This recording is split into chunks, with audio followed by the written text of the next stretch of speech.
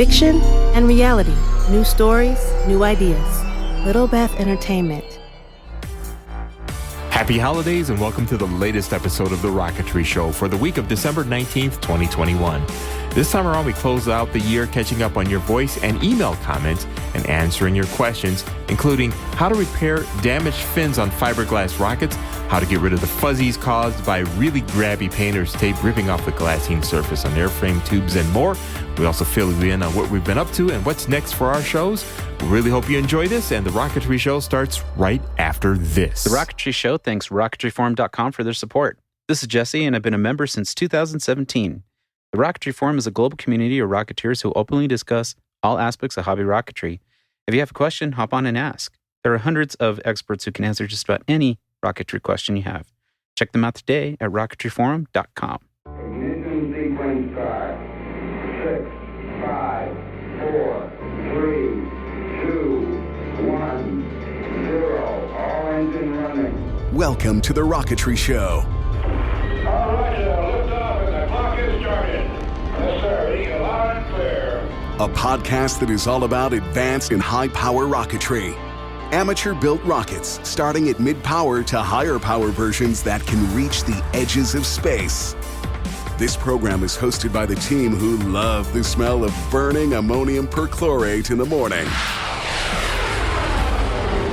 Here are CG, Gene, and model rocket guy, Jesse Yu. Welcome to another fun-filled episode of The Rocketry Show at TheRocketryShow.com. I'm CG. I'm Gene. And I'm Jesse Yu, a model rocket guy. Alrighty, here we are starting another episode of The Rocketry Show, episode 117, in case you wanted to know. And, during the last couple of years, and meaning last year and this year, we've been wanting to get back to do another public Christmas show with a bunch of Rocketeers like we did a couple times before. But, the world and its diseases have other plans, so it makes it hard to gather. I was like getting really hopeful that we could do that this year. I was like, yes, we can finally do that. And then, around these parts, the everything's blowing up. Yeah, Delta and Omicron. And I've got friends that went down like flies and, we're coming out of it. I'm sorry. That's with a shot, but they're pulling through. Right. So, yeah, it was like crazy. Anyway, so what we've decided to do is to just do an end of the year show where we just kind of wrap up what we're up to and go through some of your comments and questions as well, and make an episode like that out of it. So hopefully you'll enjoy this as sort of like our holiday wrap up of things on the program here. Yeah, indeed. And everybody getting their Christmas list or holiday list together to get all those toys under the tree. I got 2 new Estes ornaments on my tree. Ooh. So I got a blue one and a black one. See, that's what I've got to concentrate on for next Christmas. I need to get some rocket-oriented ornaments to put on my tree. That sounds like fun. Yeah, I've been doing it like I've been getting 1 ornament a year for the past 6 years, I think. Nice. So, a little Estes collection. I like them. Every year they put out something nice. This year the ornament's pretty cool. So, I have a Jayhawk-looking ornament from Estes this year. That's exactly it. Yeah, it looks like cool, a Jayhawk. Right? Yeah. I love that. I guess it was made out of a mold from some micro minis not micro minis, but some minis that they used to sell like 10, 15 years ago. So I thought it was really cool. Yeah, well, I liked it so much I got 2. There you go. Oh, there you go.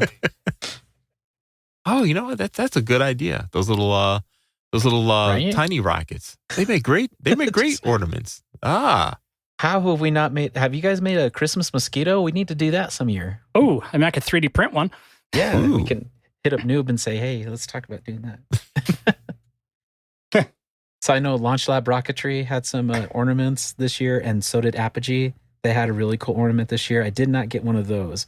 Maybe I can make a drive down and go see Mr. Van Milligan himself and have Dr. Rocket sign me a that'd be nice. Apogee ornament. I always have this dream of doing a completely rocket dedicated tree. That's not going to happen, but I can still dream, can't I? So slowly put an ornament here. The question is, Gene, what does the wife have to say about the ornaments? Because I slowly will move her knick-knack looking ornaments to the other side of the tree, and then put my Estes ones and like all of the apogee ones and all the ones that Toby had sent me the year before. I'll put those in the front. So I got this little Grogu that Toby made me with his 3D printer, and I put that in the front. She's like, put that in the back of the tree where it was. I have certain areas that I leave alone. So, but this year when I got the two new ones, I kind of slipped them right in the front. And so far there has been no word at all, but they're still there. So I'll keep you posted on that. Okay. I'll send you guys a picture of our tree. We'll see if it's still that way, like when this episode airs. Yeah. Oh, yeah, it's fun. Fun stuff. Yes. Holiday rocket activities. So one of the things that I figure we can do is talk about what we're been up to. So I'll start with Gene, on the last show we were talking on stuff. We figured this will be a great time to bring up the TARC stuff that's going on, because we haven't really talked about that. So that's true. That's true. Yeah. Figure we can tap your brain and find out what the point of this year's competition is and the challenges and some of your observations. And the foibles. Yes. Actually, it's a good mid-range contest, because a couple years ago it was 3 eggs, then last year it was 1 egg, which is that's the two extremes that you can get, right? Well, this year it's 2 eggs. So we'll start off with 2 eggs, the normal 55 to 60 grams each. They must fly in a rocket that has 2 different size body tubes. So there's got to be a transition on it. It cannot be a paper transition. It has to be something other than just a shroud to make it look like it's a transition. So it has to be an actual transition. Okay. So 2 different bodies. The flight time is, I believe it's 43 to 45 seconds for flight, and the altitude is 835 feet this year. So it's a little bit higher than last year, but it's a good mid-range area. And they threw in the challenge of having 2 different size body tubes. They didn't say that the big one has to be on top or bottom. So, but the way that my guys are doing theirs is they're putting the smaller one on the bottom and the bigger one on the top to carry the egg payload, so that they can work their center of gravity there for those 2 eggs that go right there to balance out what they've got. So good contest. They're doing your normal 3 fins for TARC. It usually seems to be 3 fins for these guys, but that's what they're going with. And they started flying, and they finally got to the point where they are 3D printing a dedicated weight system / fin can. So the design of this thing is it's a fin can that goes into a body tube, and it's got the slots. The fins fit right into the slots. They're building that outside of the rocket. So they're having a good, strong base with that. And it's also allows room with these little hatches that they've cut to have little flaps on the side where they can put additional weight as they need to or don't need to on the sides of the rocket. And right now they're using tape just to hold the hatches down, but they're going to get a little bit more finessed after they get their prototypes done. I've already shown them the miracle of doing that cardboard thing that you do, CG, with that little mini little stud thing in there that fits a pin in. So they will be getting to that right now, but they're still in prototyping stage. They are doing pretty well. We went out and saw our friends down at Tripoli, Mid-Ohio, and they went out and they flew probably about 10 different flights of their test rocket, which survived beautifully. They weren't going for the time on it. They just wanted to go for altitude to pick their motor. So that was the goal of that trip. They have picked their motor, and now it's just a matter of getting the tweaking in. I'm fielding 3 teams this year. So I've got 15 guys to get all together on the team. Wow. And 3 teams of 5 each. So hopefully we'll get some good scores or maybe a little bit of luck. But I promised, like I have always in the past, that if one team goes, we all go. Not necessarily to be inside, but to be there to root them on. So, yeah. But I think they're in really good shape right now. There's no, sometimes they have a requirement that the rocket must contain some kind of color, i.e. paint.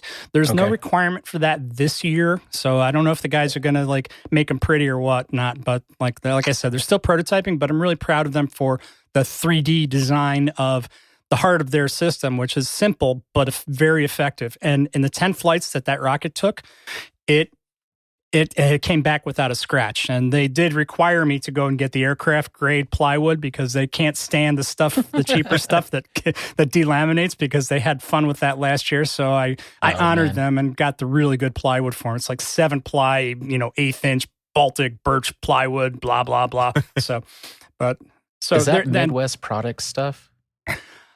where did I get it from? I got it from a wood specialty place on the East Coast. Too cool. It was kind of expensive, but you know what? They're worth it. Oh yeah. Yeah. Especially if you're going to delaminate. Well, they had problems like the past couple of years with like the cheap, non-mentioning hobby store that we would get it from that would delaminate. The craft plywood. Right. I mean, it's almost like it's got powder between the laminates. It's like, what is this stuff in the middle? It's styrofoam or something. But the difference is clear, and they have not had even a dent on their rocket yet. And that's a really good point, knock on wood. James. Actually, that the whole plywood stuff that you're talking about, that's good advice. So, anyone else looking at Tark Team Supplies needs to, I don't know, maybe you can share that or something, because that's a big deal, really, because that's probably the 4th or 5th time that I've heard about ply fins delaminating. So it's kind of funny how you brought that up. So. Well, it's like you go to your typical hobby store. You walk in place and you want to get your 2-foot long piece of plywood, and it's usually all they have is craft plywood, and they use that. They like that 2-foot because it fits in our laser cutter, so they can zip out from one of those sheets. They can zip out enough for 4 rockets, right? Usually. Oh wow, yeah. So. And it fits right in the bed perfectly. But if the craft plywood stuff, you could look at it. If you look at the side of it, you can see that in that middle layer, it's kind of like styrofoam or something soft in there. You can even actually push it if you're, and test it. Like when I got the normal birch plywood, like the heavy duty aircraft grade stuff, the difference was really clear because it's really rigid and it doesn't flex as much or twist as much as the other stuff does. You can really feel it if you get and I didn't see any delamination on the stuff. And this is the same company, I think, that I got my plywood for my level 3 on, because I have plywood fins on my level 3. And I made sure it was like the best Baltic birch I could find. And I probably spent too much for it, but you know what? I love that rocket. It's survived a few good flights on M's and is still going strong. So, you get what you pay for sometimes. And I hate to say that, but it's true. I like Indeed. it. That's good advice. I've been following what some of the other Tark teams are doing on Twitter, and those that are sending, including us, on their Twitter posts out in general as part of their, outreach. And I've been looking at some of the interesting things they're experimenting with, and I'm seeing, a couple of teams are experimenting with air brakes and things like that now, and a lot of 3D printing going on. My guys are thinking about a reefing system for a parachute for time, but that's still in prototype. So I'm telling them to keep it simple, but they're thinking about doing something where they reef the chute based on the altitude reading that they have in real time. So they need some processing power, and that adds weight. Yeah. So we'll see. I mean, it's a cool idea. Challenge for them indeed. I mean, there were some Tark teams that were actually using additional C motors that would kick on if a team from Colorado, I forget who exactly it was, but they would have additional motors that, based on the altitude at a certain time in its flight, would actually light those outboards to get it a little bit extra if it needed it. So I've seen some cool stuff. I've seen some high school Tark teams rolling their own carbon fiber tubes. I mean, they're doing some impressive stuff. So, you let them go as much as you can, but try to keep it within the framework of the rules, Sure. So, nice. So I would love to see if this parachute reefing idea could work, because theoretically, you make the chute bigger or smaller based on where it is and what its time is and what its velocity is. It's possible, but I don't know how you could pull it off with only about 800 feet to go. So that's something that we'll see, because it has to be really fast for that. Right. And that's a lot of programming. And, those Arduinos are great, but I don't know if they have enough to get that sample at the right point, because you have to do a certain amount of samples based on altitude. So you have to get the altitude read. Then you have to see what your speed is, your relative speed based on that. And so there's a lot of stuff going on with that. And then you have to have an actuator and some kind of a servo, either pulling those lines or somehow reefing them or moving them. I mean, that's a crazy idea, but I like it. Right. Yeah, I think it's possible. It's definitely possible to pull it off with an Arduino, but my concern what I'd be interested in seeing is how they go about doing all that stuff with the weight constraints. That's the big thing. So that's the thing. Oh, so it always is with rocketry, right? It's always the weight. Yes, always is, no matter what. And if you just like to go and sport fly like I do, you build a truck, and you're okay. And I'm good with that, But something like this contest, every gram counts. As your weight goes up, glad- your motor size has to go up exponentially to overcome the fact that that you've got all this extra weight and the extra weight of the rocket and the extra weight of the motor and the propellant.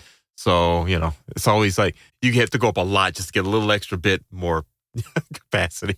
Yeah, and you can't even use G's in the contest. You have to stay F and under. Wow. Right. So, that's a challenge. yeah, it's cool. It's a lot of fun. The guys are enjoying it. It's part of the name. Yes. It's nice to be able to fly again with them. I give hats off to everybody that contributes and participates in TARC. And because honestly, those are the ones that when they stay with it will most likely be our future generation of people in competition with, National Association of Rocketry contests. And those are the ones that will continue to go to the NARAMs and, do that competition flying and, even work with the U.S. team to go to, the world championships and stuff like that. So if you guys like it and you're working with these TARC teams and, all you high school students and all, even just anybody in college that's doing any of that stuff, if you guys like it, keep with it. Just stick with it because you'll be able to do that till your retirement.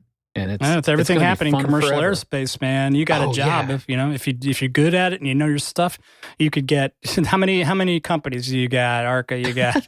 Yeah, we could. There's a huge list. Yeah, there really is. Even if you don't go into rocketry, just the ability to use technology to problem solve is worth its weight in gold as well. So absolutely, there's just so many skills. Yes, I mean, I'm really proud of one of my guys who came back to visit. He graduated last year. He's at Virginia Tech, and he joined he joined the team there, and they're working on liquids, liquid fuels stuff. They're doing SLI, and so he's all excited. So I'm like proud of him that he's. What's up, Turner? Shout out to you, buddy. So it's cool. It's nice to see that, and I wonder. I can't wait to see what happens after he graduates college because he's all in. So we'll see how he does. I'm sure he'll do well wherever he lands, but hopefully he'll be going to the stars. Indeed. Man, too cool. Have your fingerprints in space with Matt Steele, guys. Yeah, absolutely. Get them up there. So skill of what did he say? That was a level 5 certified, or something like that. I can't remember. Something like that. Yeah.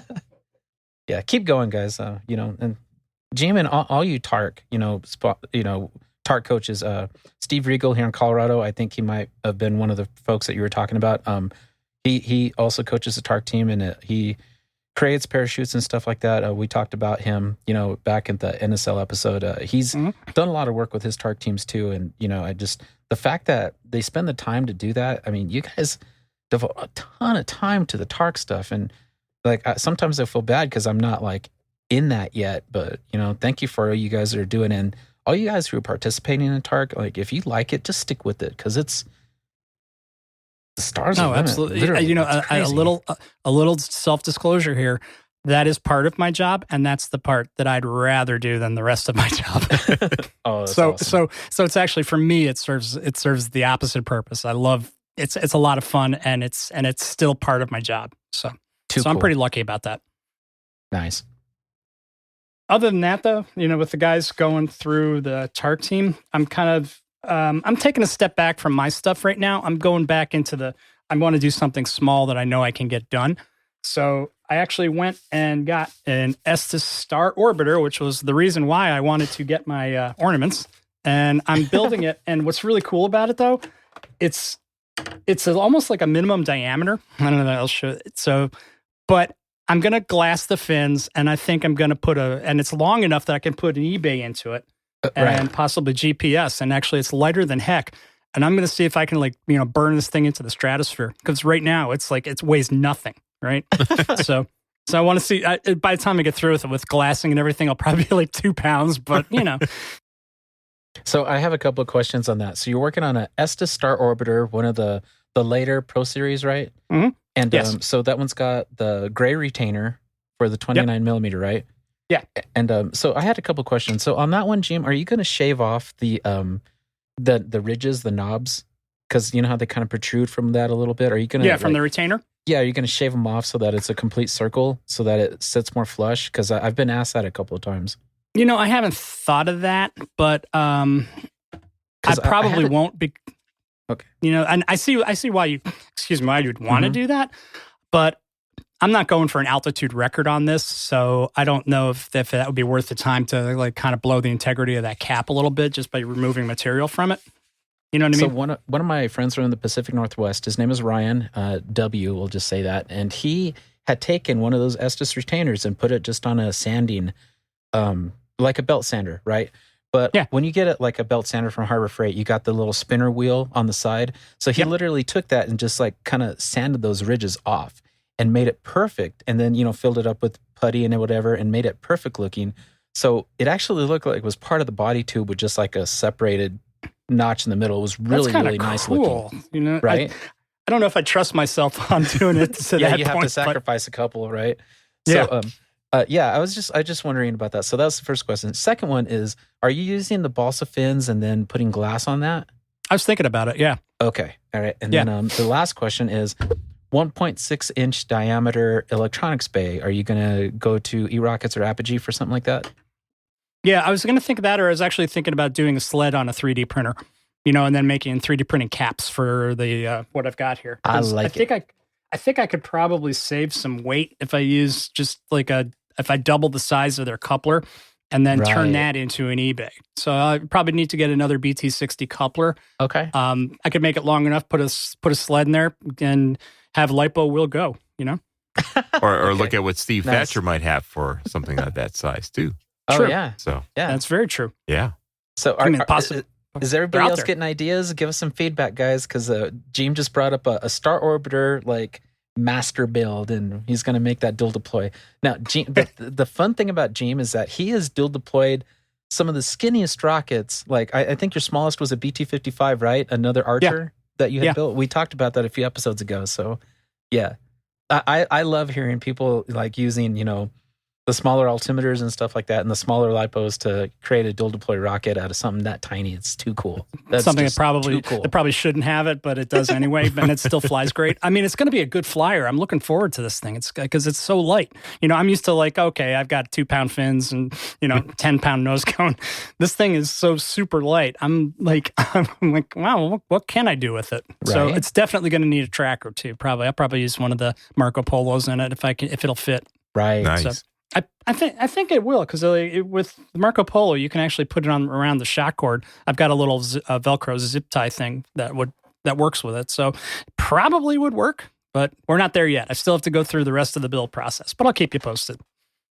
So that's about what I'm up to.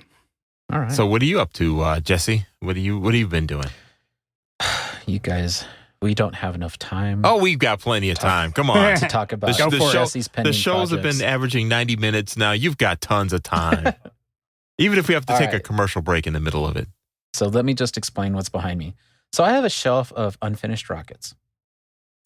And I'm kind of embarrassed by it. Who doesn't have a shelf of unfinished rockets to work on? I was just about to say, who doesn't have something that that's been around? Like that Nike Hercules that you mentioned a few shows back. It's still over there, not finished. Right. So, okay. So my name on Instagram and everything, I called myself Model Rocket Guy. Mm-hmm. And I started that because when I first got back into the hobby, I started building model cars, right? And my nickname, if you see my email, it says CO Model Builder for Colorado Model Builder. And I was going to start an Instagram under that and kept going. And then I got back in rocketry, right? And we talked to Noob about this on a couple episodes back on, a while back. And we did our 100th episode around Christmas last year. And I think that's when we were talking about it, because he was asking how I got started.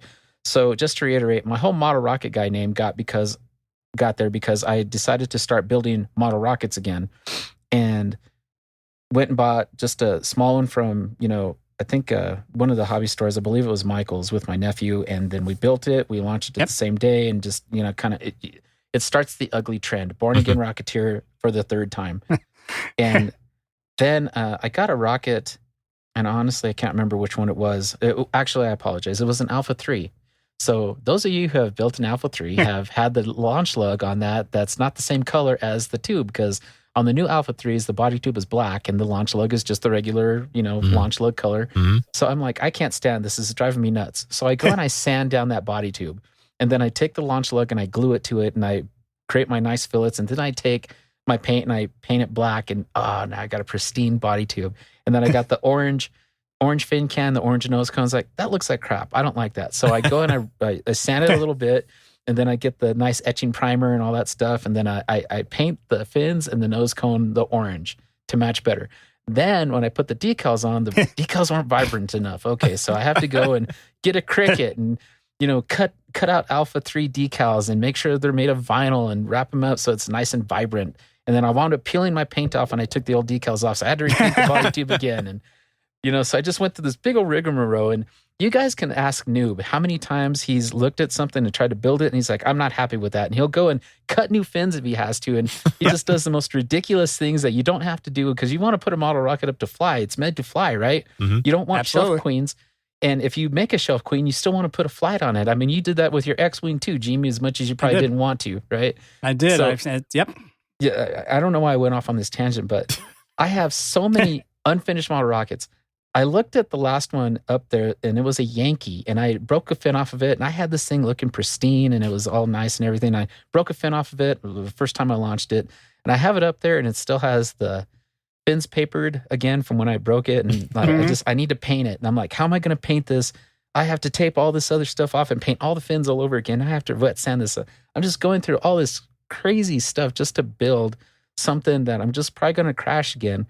And it's really hard for me to let go of, just paint it or, just send it. Just put a C63 in that or C67 in that, in that Yankee and just send it and see if you can go find it. Because, I mean, you're going to put all that effort in, you're going to take a picture of it, and then you put it on social media, and then you're going to send it, and it's going to be gone. So what are you going to do about it? So I have to learn to let go.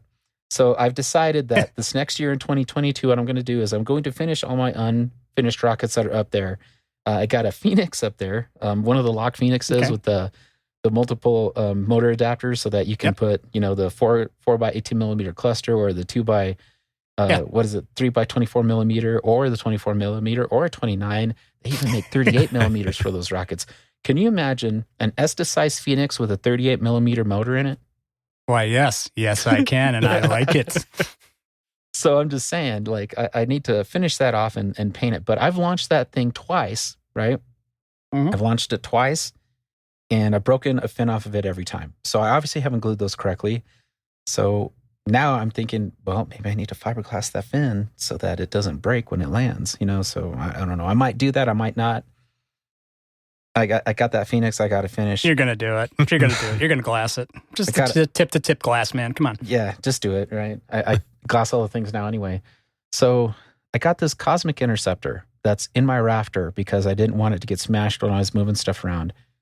I've started that rocket at the end of 2018. I need to finish that because I want to fly it on some Fs. I want to put an F-44 in that thing, and I want to see it rip because that thing can handle it. And I know it can, and it's going to look amazing, and I'm going to do that sometime this year. So I got that thing to finish too. I promised James Hellman I was going to finish that years ago because we were going to build it together. He's built 2 in the time I built this one. So I'm going to do him a solid. I'm going to put a big motor in that and send it. I have a 4-inch lock bullet, unreleased lock kit. I think Jay and Dave are still waiting for me to put a paint scheme to this so that they can release that. So lock bullet. If you guys see the 5.5-inch one, Barry had a design on there that has like the flames and the fire and stuff. And then Jay and Dave decided to recreate that. And with the last episode that we had with Locke, Jay was talking about the 5 by 38 millimeter cluster, and then he decided to make it 54 millimeter. So they still have a couple available if you guys want to buy those, but they're pretty freaking awesome 5.5-inch rockets. But mine is a 5 by 38 millimeter cluster, and then I have a 4-inch 38 millimeter single. That would be good for a level 1 bird. So I'm going to put some kind of a paint design to that, and then maybe they'll release it. I don't know. Maybe they won't. I'm not exactly sure. I'm going to go ahead and mention something that we probably shouldn't mention. But for our listeners, I think it's something that it's important for you guys.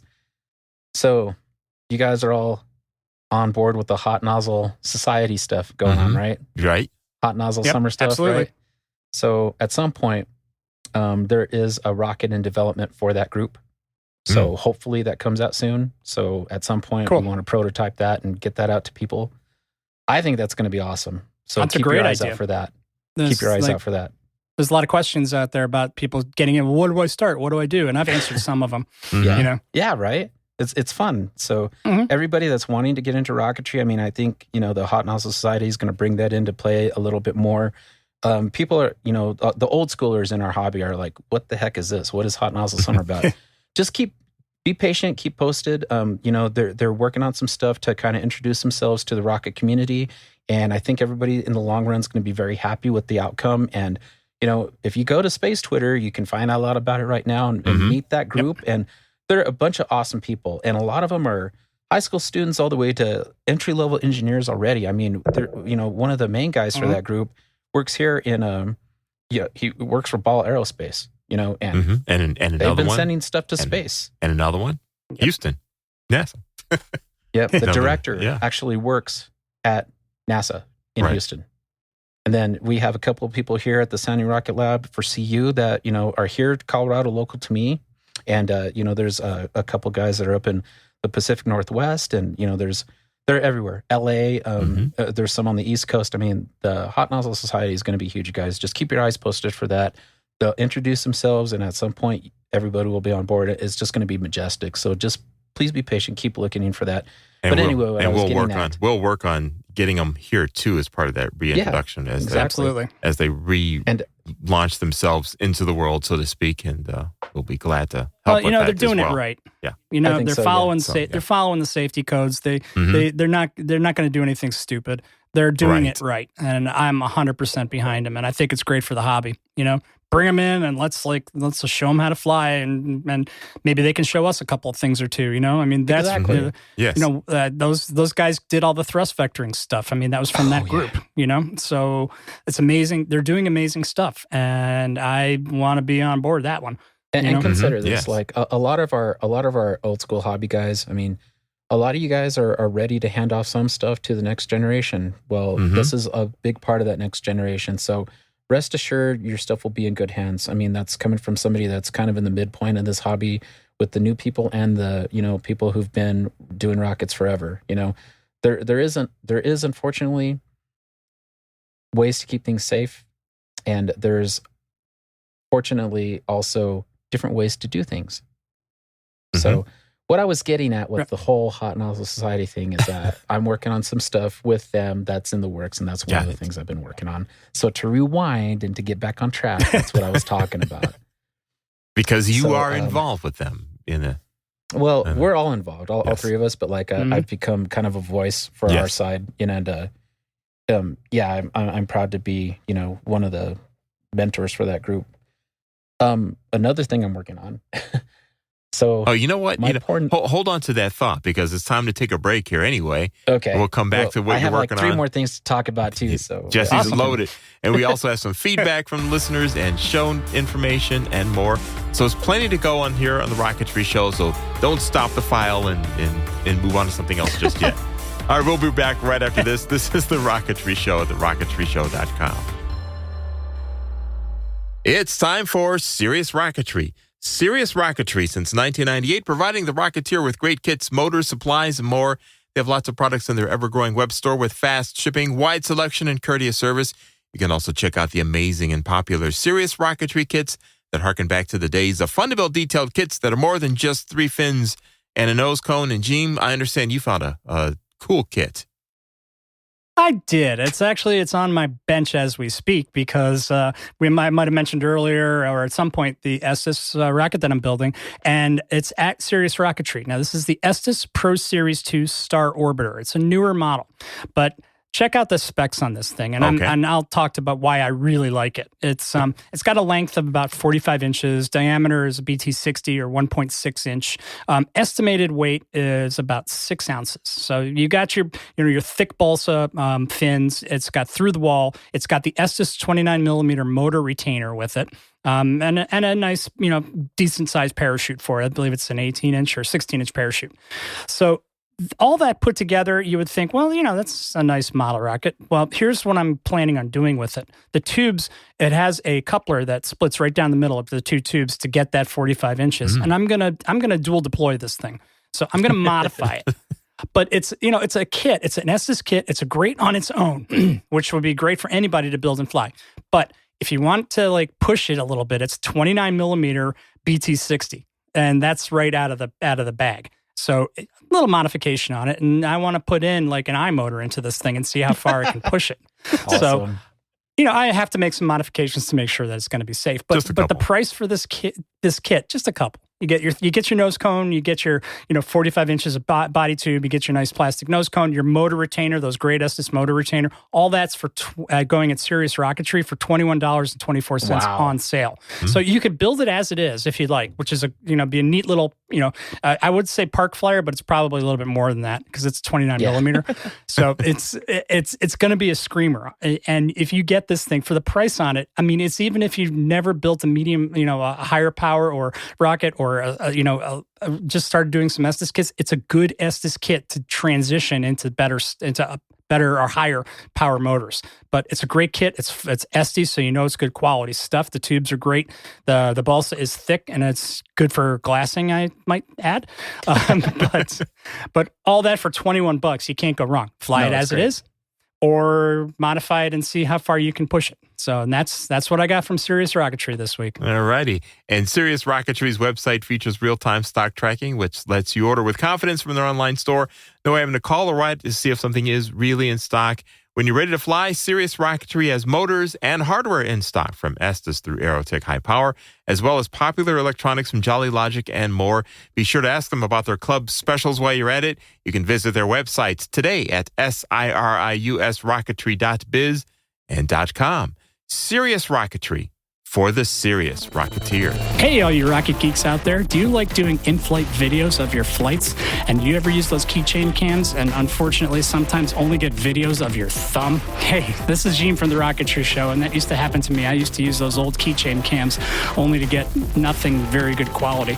But I found a solution to that, and it's Insane Rockets. It's an app that's available on the Google Play Store for Nexus 5X and higher.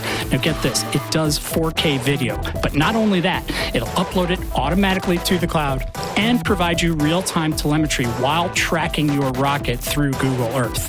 It is amazing. Available on the Google Play Store, Insane Rockets app. It's crazy. No, wait.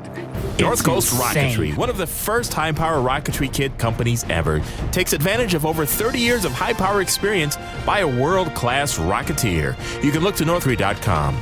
Advanced rockets that are easy to build, fun to fly, and look great on display.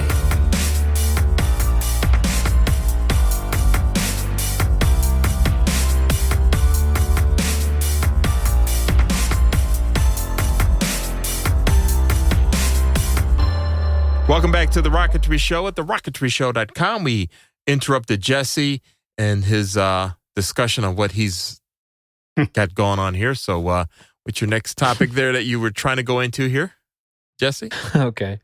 I got 3 more things to talk about. And one of them may or may not happen. Let's go ahead and talk about that next. So talking to Tim Van Milligan, one of the things that I do justify with my whole model rocket guy thing is that I do build for aesthetic. I do build for looks.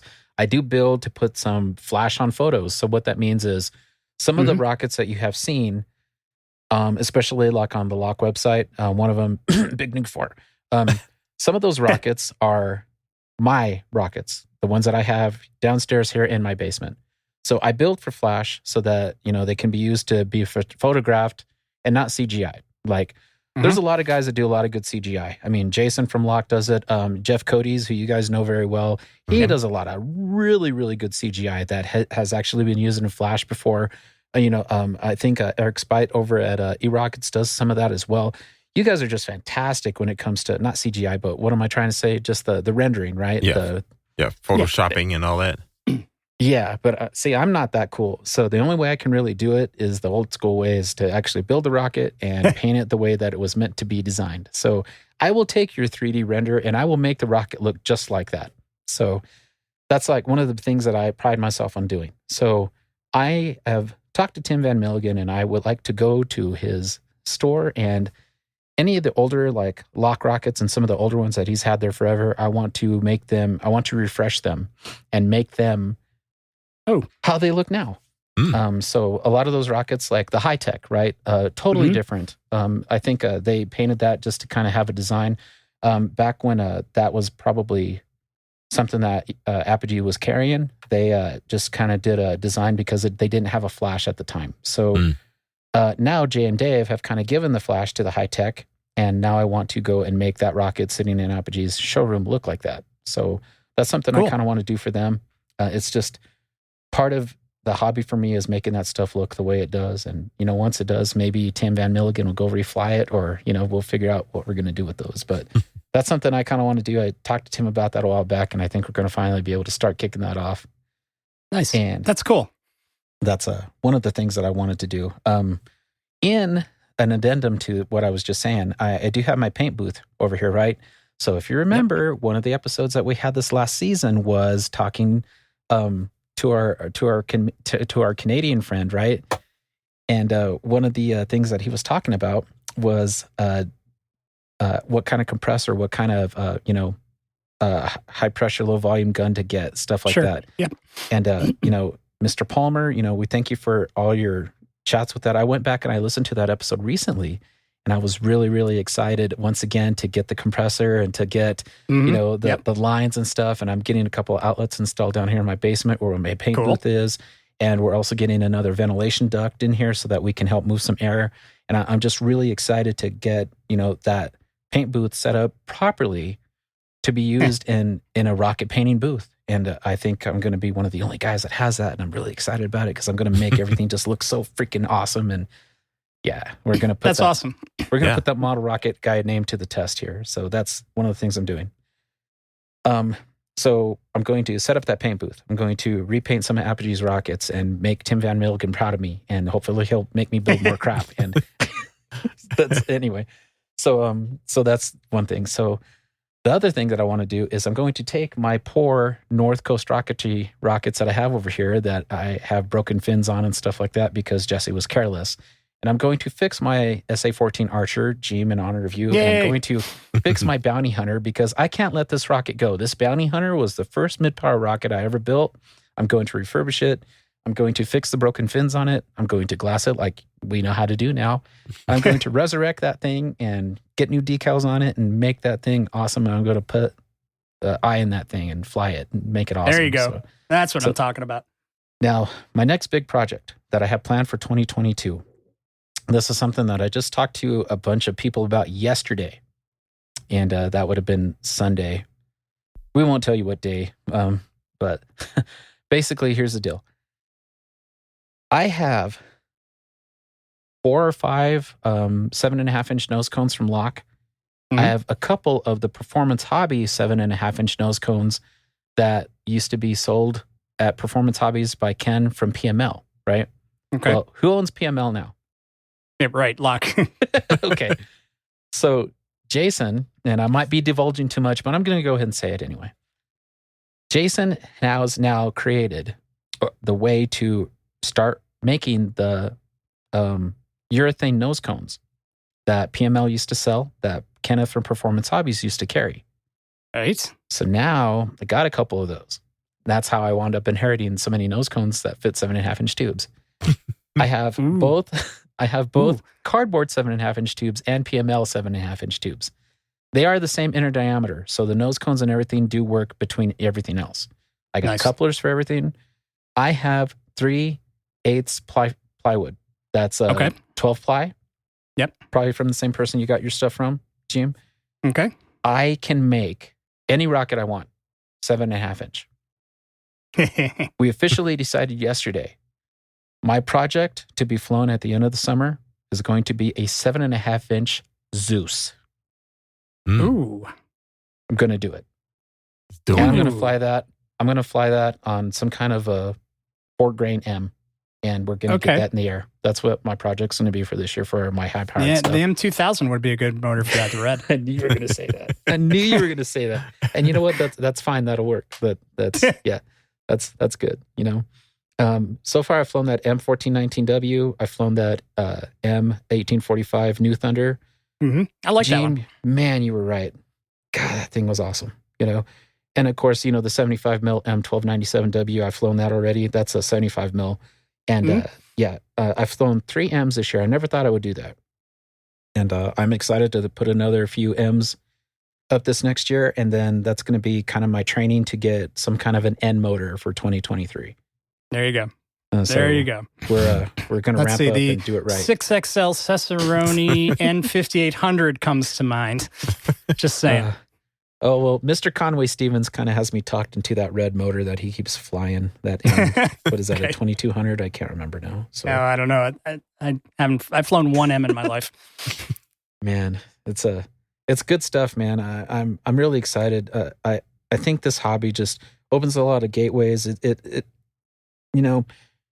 This hobby just brings out a different person in me. I feel like I work a lot, and all the projects that we have with the rocketry stuff. When you get into this hobby, your brain just keeps going and going and going. Mm-hmm. You got all these other projects and stuff, and as long as you can keep yourself on track and finish a project, it's just so satisfying and such a good feeling when you get to take that picture, and then you get to go and scuff it all up when it drags across the ground, and you know what? You don't care anymore. This poor alien interceptor has only got one flight on it, and it looks like I didn't paint it right. Like it's so scuffed up and stuff. But I still have salt on there from LDRS when it was done at the at the Bonneville Salt Flats. I still have salt on there. I don't think I'm going to wash that off. The next time I fly that rocket, it's going to contain that salt so that a little bit of salt stays with it all the time. That Skinwalker has Kansas dirt on it that I cannot bring myself to scrape off the fins. I carbon fibered that fin can, and it's got that Kansas dirt on there, and I'm going to leave that dirt on there. I don't care how much drag it causes. It's going to be awesome because the next time I fly that somewhere, that dirt's going to still stay on there. I'm telling you, like there's, it's proud. It's like a guitar with the guitar rash or the buckle rash, right? When you get that character. That's how these rockets are now. So my stretched Dare Red Max is mine, like that version of what you're talking about. Right. I have. Oh, it landed in I did clean this part off because it landed in a big pile of cow manure. But okay, but that's the only part that I had to clean off. But it's so singed and burnt on, like right by the motor retainer. I've gone through 3 motor retainer caps on it because I use the Estes retainers, and they always, and they still work. But there's like, I need a new retainer cap. I'll put another one on. And another I-200 goes in, a few more of those, and then it gets a little singed on the outside. How many flights? How many flights is that? I've got 22 on it. 22. Wow. That's easy up, easy down. I-200, 1,500 feet. When you want to get that satisfied flight feeling, that's the rocket you use. Yeah, right? pretty much. Yeah. Nice. Yeah. And it's got dirt on it from all over the place. So except for the manure part, I had to clean it off for that, for some reason. So. Oh, that's fun, man. No, I know what you're talking good about. Stuff right there. That's good stuff. So how many flights does like Nezru have? CG? Oh man, I have to pull up my list on Nezru, but I do have Nezru info coming up when I start talking though. But yeah. Oh man. Yeah, Nezru. That's all the stuff I had, but yeah, it's so yeah, next year Nezru's 9 years old. So nice. 9-year-old rocket. It's almost as old as my kid. Yeah. That's all you've got? I could probably talk more, but I need to get inspired. So tell me some more stuff because I want to keep up this trend. So you need tell me what you're doing. Yeah, I can jump in since you mentioned Nezru here. As I'm working on the flight computer stuff, it's about the ramp up again. I've managed to scrape together enough parts to do more flight computers in this. Supply chain world that we're in, where everything just becomes unobtainium. And the biggest parts I had a hard time finding are the barometric pressure sensors. So interesting. Found it through some of they just went complete unobtainium all year. And so the where I work now, the company I work for now, they're going through the same thing. It's an electronics company. But the owner of the company is really good at finding parts from Chinese warehouses where they're Yeah, Oh, you know, cool. he pretty much figured out which ones look reputable versus the ones that's like, hey, I got your parts right here, and it's really something else that that they're just Sketchy. making money off of you, and you're just going to be out of money. So he asked me what the parts were, and I told him, and he kind of went through his resources and found a warehouse that had them. Awesome. So I was able to order some. So I've got them, and they look legit. I have to like build them into something and make sure it works, but it looks like the real thing. Oh, that's awesome. So there's Good. enough to get that going, and so I have to finish up the board now because I kind of stopped when I saw that I didn't have the parts. I was just kind of like, Right. I'll set this aside for now. I'm not going to get myself all excited about something that might not happen until later next year or something. So I've got to finish up the boards now because I do have those parts and start testing over the course of the winter months here, and hopefully sometime in this spring be ready to do some flights with the new flight computer on it. So basically with these computers, like I mentioned this before, but I'll reiterate because I'm kind of getting things together now. These will be the first full dual deploy type flights with the flight computer, doing full dual deployment Nice. as well as radioing back data as to where it is.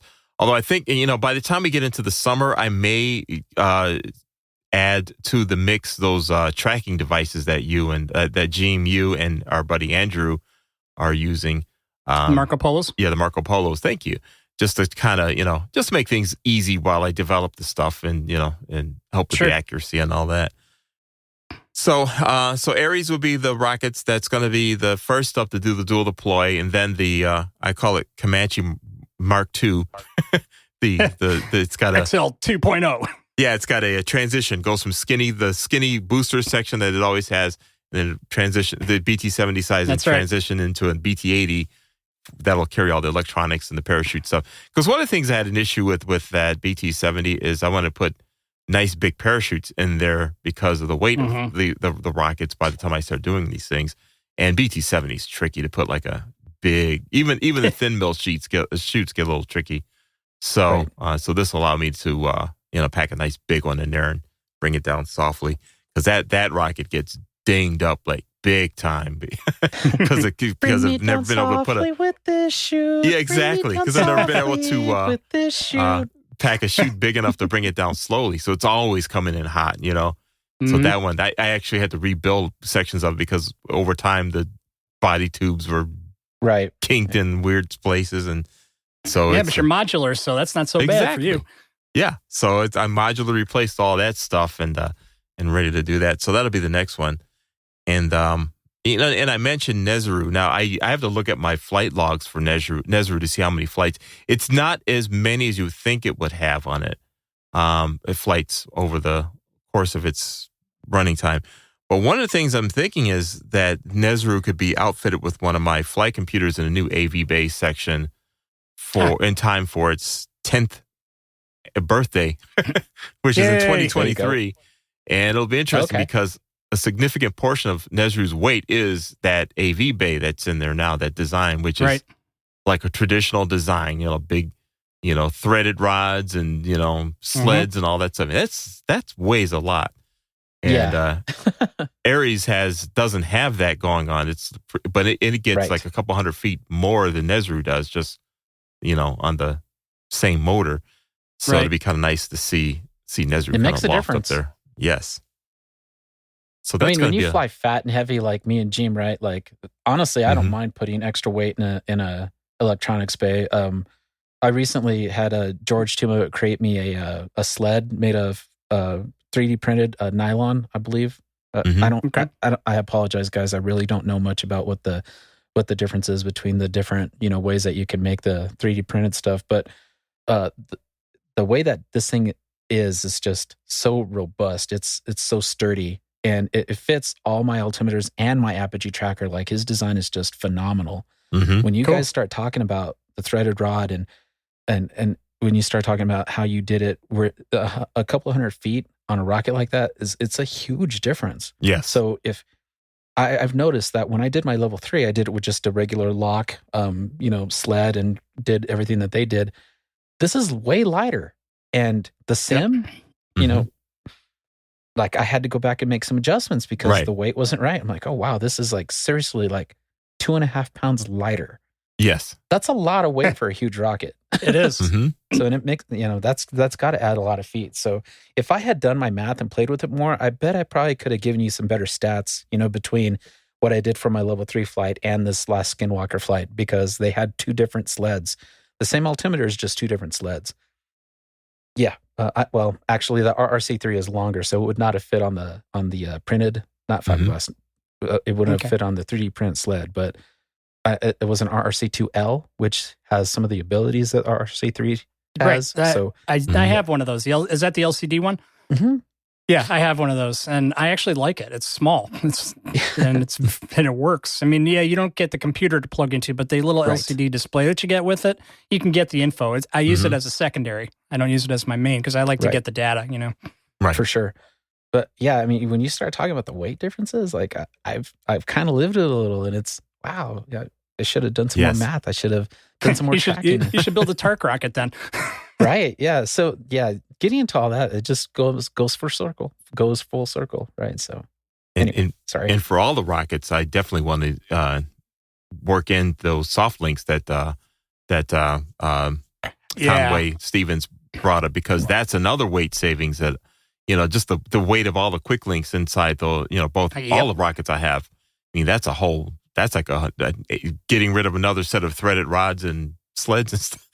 That's something I want to see if I can do that for the Estes build that I'm working on, is just trying to do some of that stuff and just eliminating as much of that as possible. So yeah, I'm really curious to try those soft links out.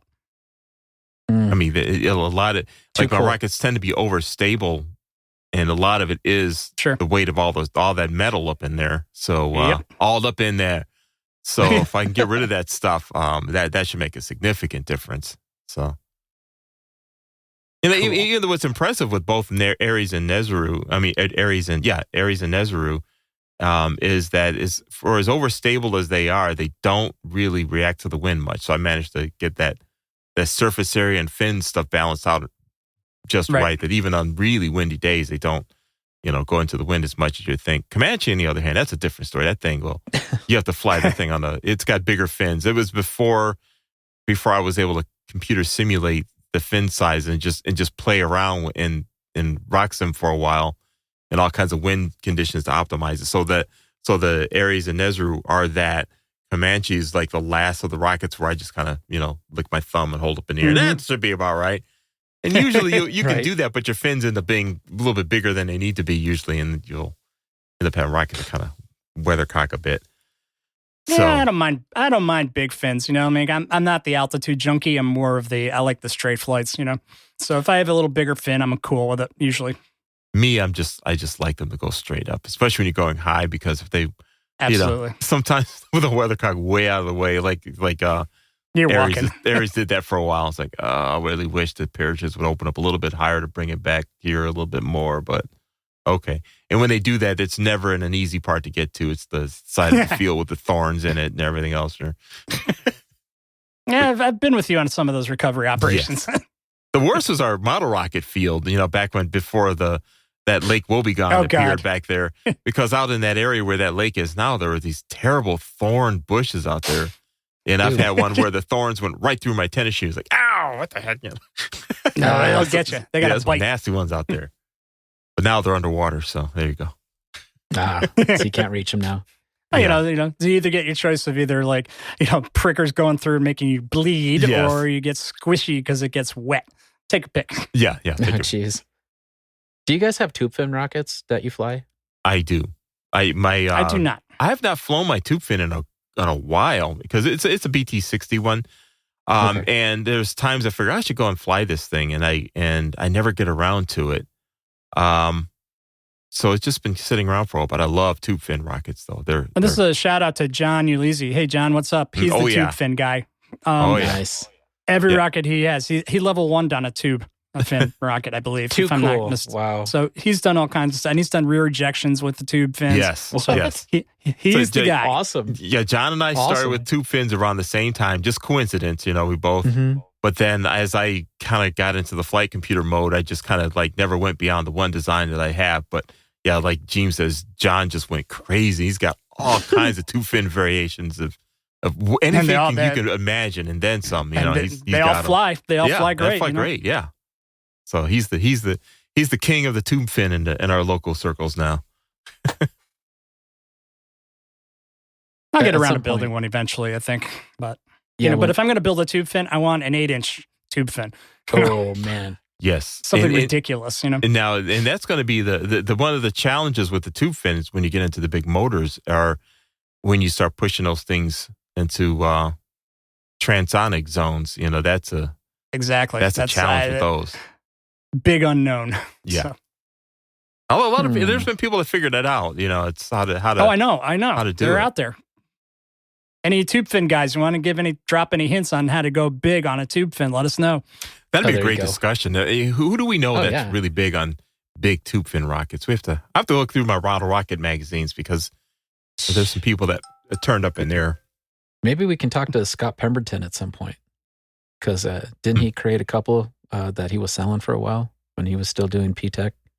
Oh, the I think Krakens? so. Yeah. Oh yeah, the Kraken. That was a nice rocket. Release it. Yeah. Yes. And then Yeah. We'll have to see if we can track him down. That'll be cool. well, Jay and Dave from Locke were supposed to put out that 4-inch cyclotron. I see it on the website, but it's not available to purchase yet. So just it's pushing that button. You know? So I don't know. Evil. I'm kind of interested in the tube fin rockets. That's They're fun. yeah. I know you guys had talked about that before, just kind of pressing buttons.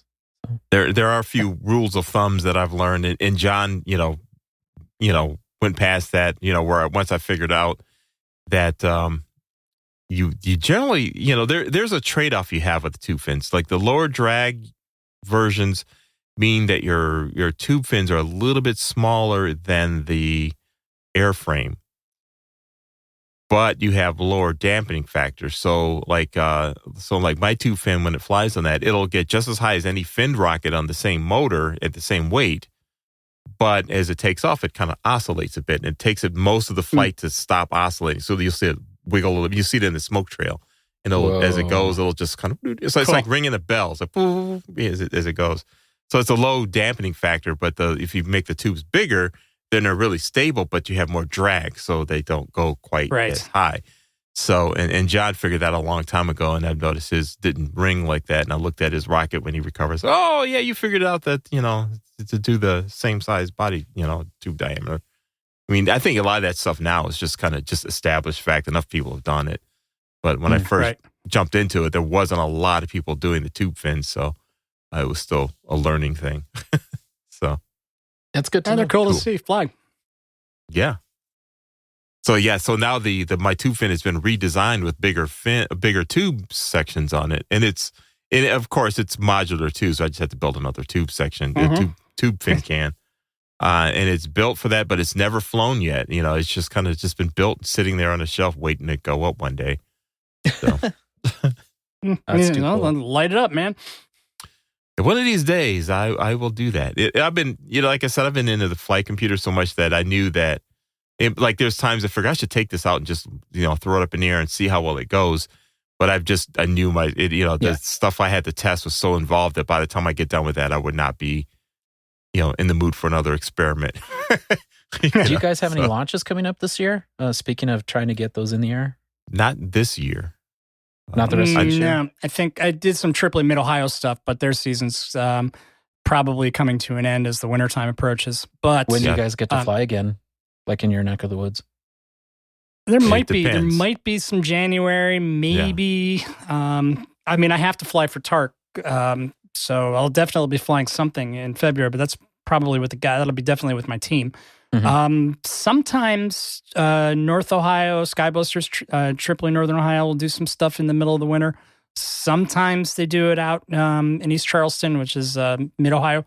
So it's kind of wait and see what happens. And the Tripoli Mid-Ohio launch site had to redo their waiver. So, so they were down for a little while, but they're back up. Yeah, a lot of it comes down to the weather. And if we can get a winter time where the weather locks in a certain way, like right now, which hasn't happened yet. It's just been the temperature's been up and down. So the winds have been crazy, and if it's not below Right. freezing or at the freezing point, then the fields tend to be a mud pit because, it just doesn't Yeah. evaporate right. So, but I noticed that, the few times where when the winter does turn into winter and you get, a couple of months where things are just kind of frozen and locked in, then the winds calm down enough where, you can get some flights in, weather stabilizes. But around here, it's just hard. Plus, we've got the lake, up this way, Lake Erie. So that's its own weather system up there, and that dictates whether or not you're going to. And the fields we have is right near the lake, so you can imagine, It's So like Colorado is really dry, right? So we've had really, really warm weather and really dry weather. We have hardly had any moisture here at the end of 2021. So I'm not going to lie, it kind of scares most of us for 2022 because a lot of the areas that we would go fly in more than likely are going to get fire banned pretty heavily in 2022. So we're kind of sad about that. We were blessed in 2021 to be able to fly mostly throughout the year. And all of our clubs from the center of Denver, we have clubs anywhere between 2.5 hours to 3 hours within range. And some of the guys will go and, move back and forth. And sometimes we go south, sometimes we go north, sometimes we go, to the southeast a little bit. And it's kind of weird. I'm really sad that I don't think we're going to be able to fly as much this year. So I might be traveling out to go see some folks. So maybe I can make a trip to Ohio and go see you guys fly some stuff. That would be kind of fun. Oh, that'd be awesome. Yes, that'd be cool.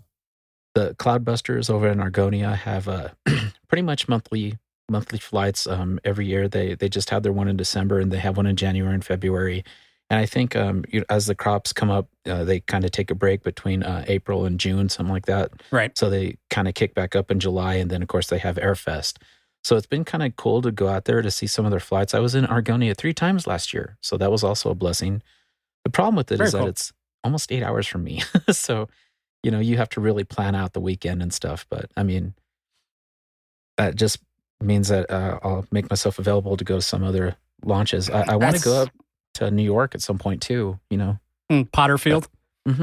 Exactly. And Oh, some yeah. of those That's fun. areas where those guys fly out there, with the Russ from Flight Sketch and, Steve from, Launch Lab Rocketry and, Joe, Eli, and John Walcott. I mean, all those guys kind of fly out there. Oh, yeah. I want to go kind of visit those guys too. That would be really nice. And then LDRS is in Brothers, Oregon this year. So that would be kind of cool because it's still kind of Pacific Northwest. And a lot of people are trying to figure out how to get their gear out there. So that'll be interesting to see who gets to fly. But that's also like Frank Burke and Scott Binder territory. So we'll get, to see a lot of those guys out there. And, John Thompson and, everybody. I'm excited for the year, but I'm just kind of sad because I don't think Colorado's going to have as much activity this year. So maybe I can drag Conway to some of those stuff with me and he can meet other people. Maybe. Hey, Drag we're going to Conway take this. to see you guys.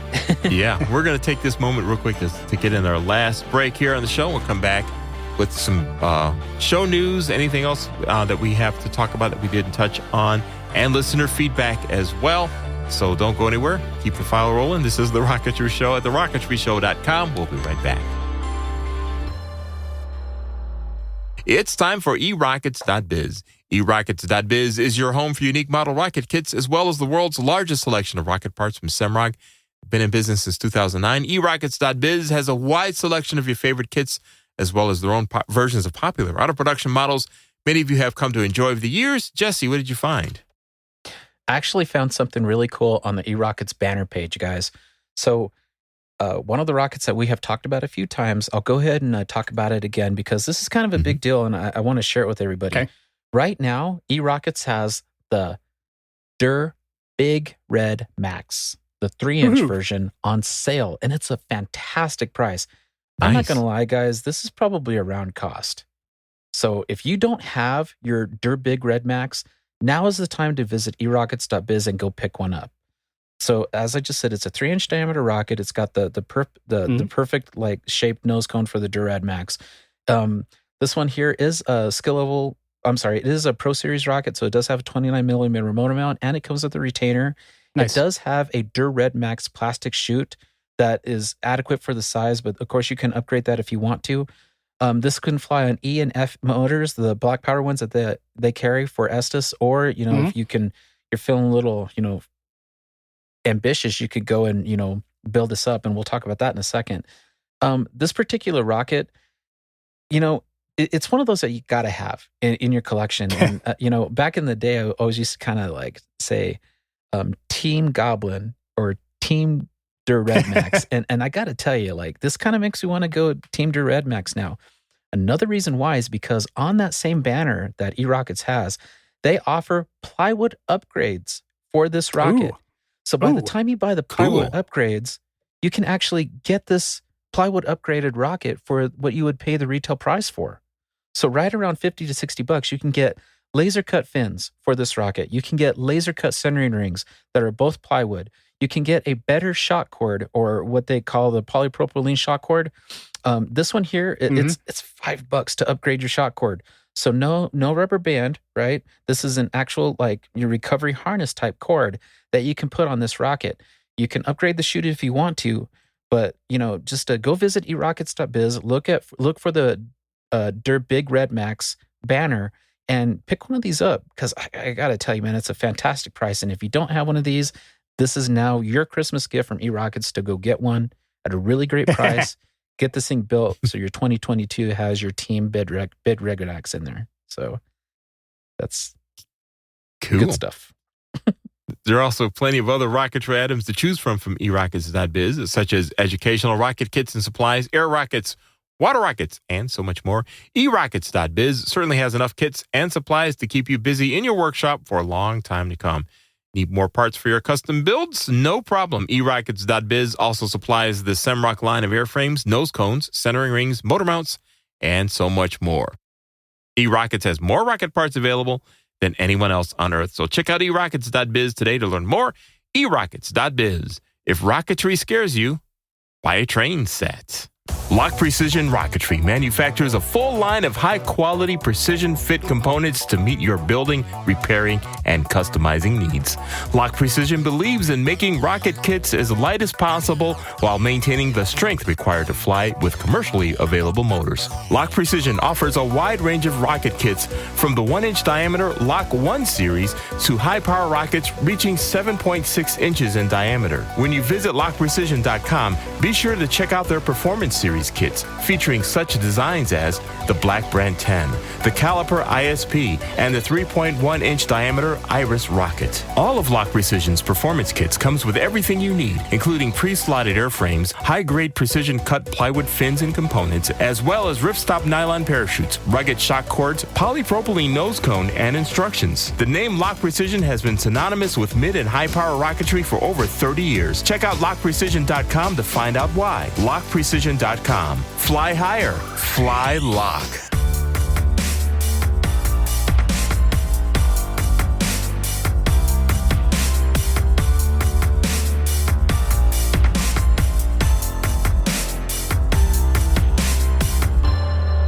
Welcome back to The Rocketry Show at TheRocketryShow.com.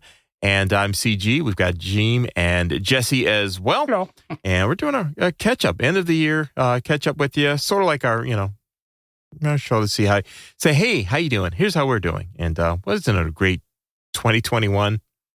Well, not for everybody, but we made it through it. Whatever your worse. whatever your 2021 was like, we are here now and we made it through. And Yep. So there you go. Couple of show note things here for you here. We have a new Model Rocket Show episode coming out soon, I think next week. So keep an eye out in your podcatcher for that.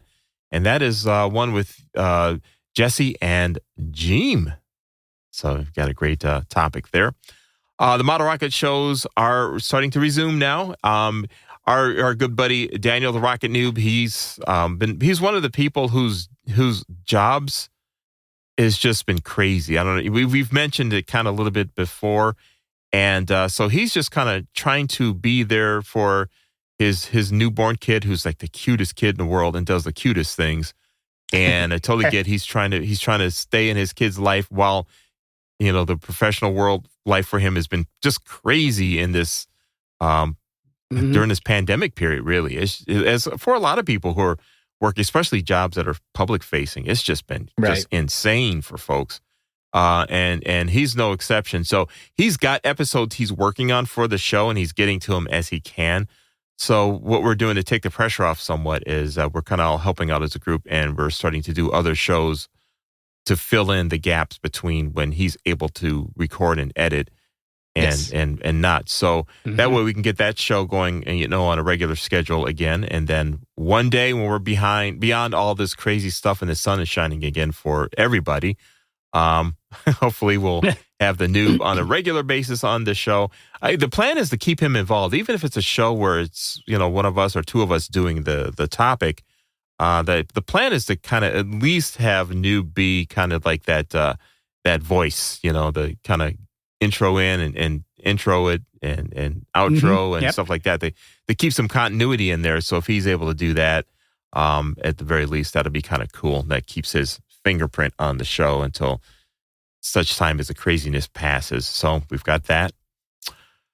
So keep an eye out for that and other shows there. We have our first patron-only episode up, and it is a follow-up show with Conway Stevens.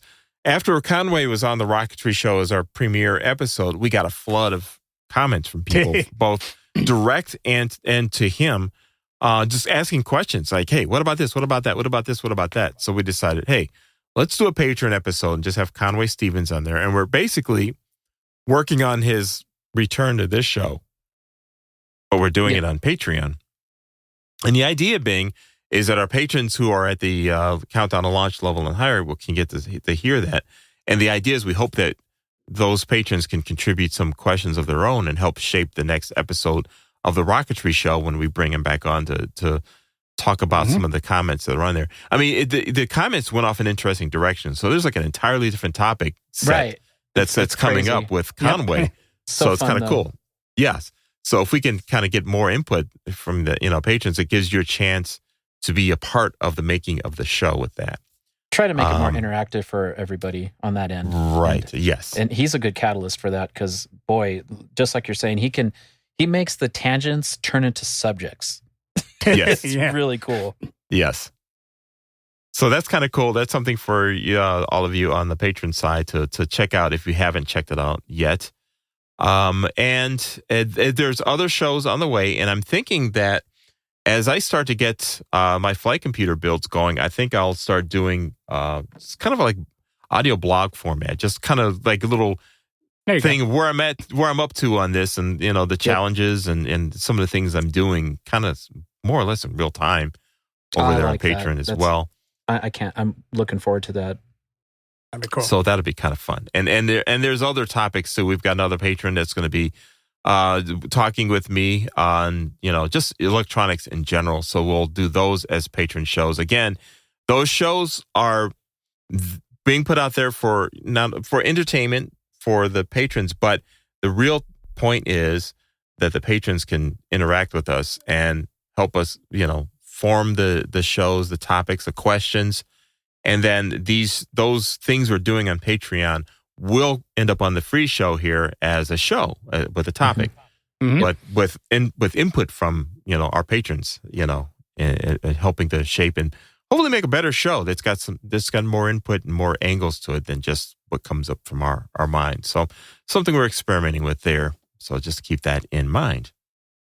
And we do have a ton of archived interviews that we've done on field that we still kind of want to put out to have members of Patreon listen to, and then hopefully bring those persons that we talk to as guests on the show, throughout the season. So tons of different work, and we're all trying to adapt with the time to get everything edited down and managed. But once we do, I think everybody's going to be happy with the final outcomes. So keep posted for that too, guys. Yeah, there's some stuff that we have, but we went out on locations and I have, and recorded things with the intention to make a whole show, but it just never happened because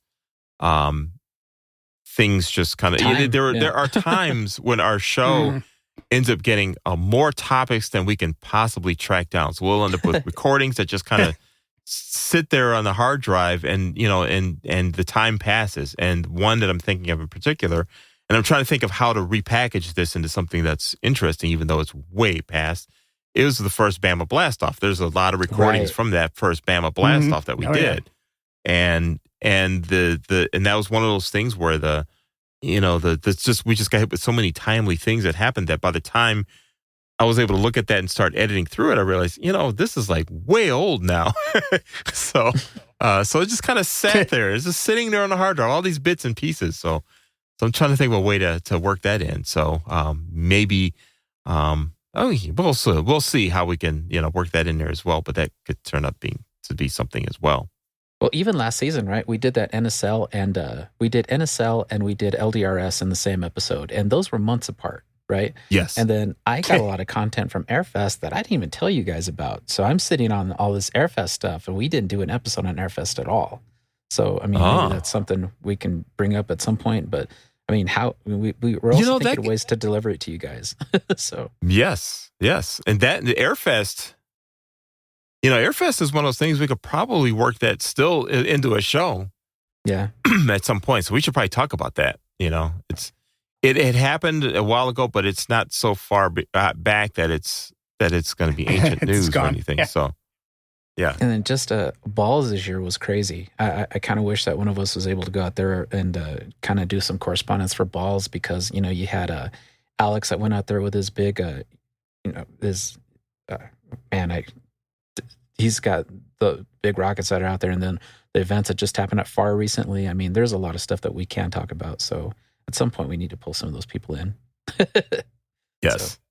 So many ideas, guys. Let us know what you want to hear. We really need to ask everybody. Mailbag at TheRocketryShow.com. And that makes a convenient...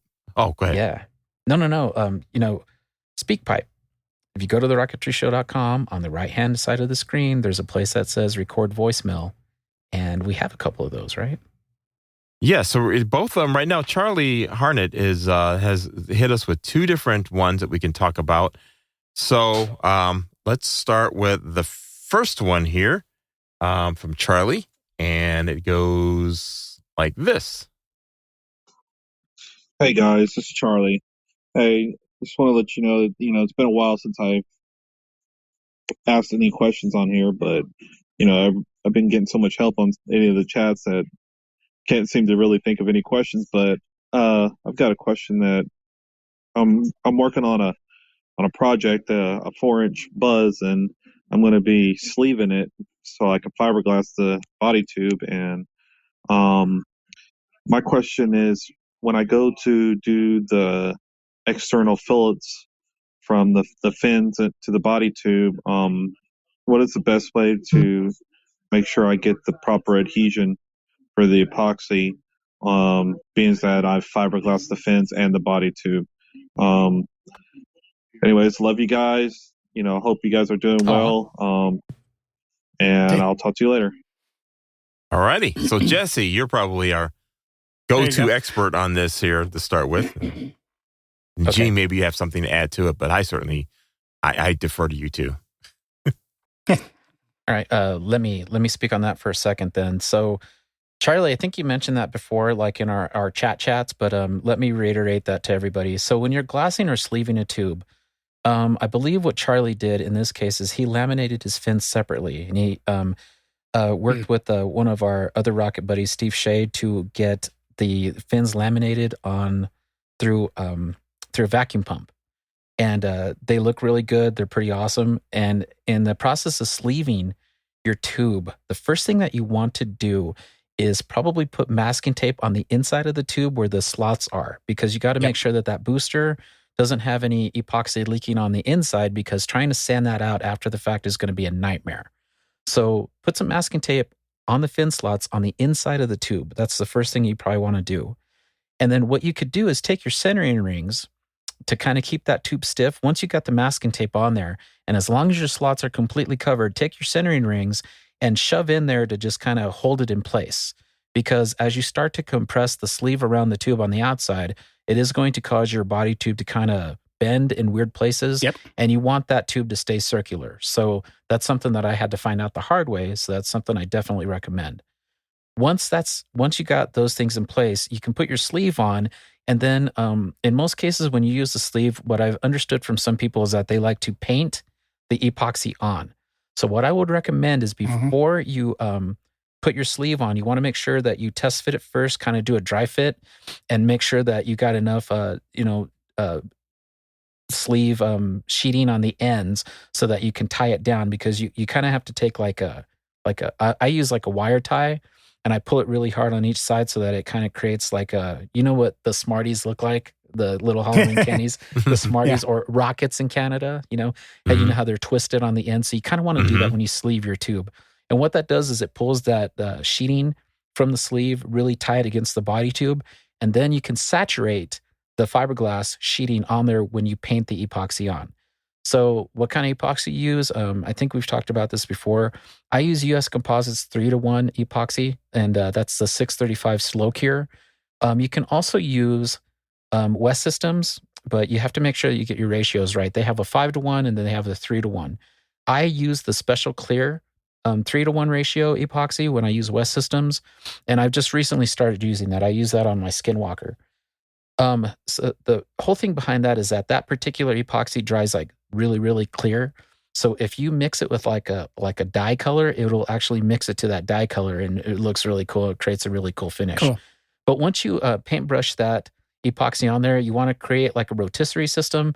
And this can be done really easy. And I've seen a couple of people, I'll mention names here. David Mihelko, he does this a lot with solar composite sleeves. And Charlie, I'm not sure which sleeves you're using, but when you put the sleeve on there, what David Mihelko has done in the past is he has taken a box, like a cardboard box, and then created like a well for a dowel rod to sit on.